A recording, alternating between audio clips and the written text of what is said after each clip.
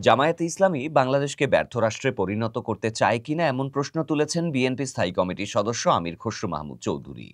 বুধবার 17 সেপ্টেম্বর রাজধানীর বনানী সারিনা হোটেলে সাংবাদিকদের সাথে আলাপকালে তিনি এই প্রশ্ন করেন।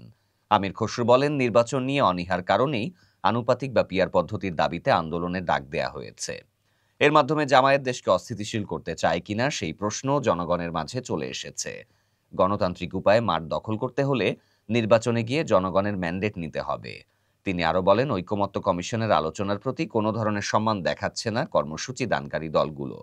যারা দেশের স্থিতিশীলতা নষ্ট করতে চায় তাদের রাজনৈতিক ভবিষ্যৎ নির্ধারণ করবে জনগণ।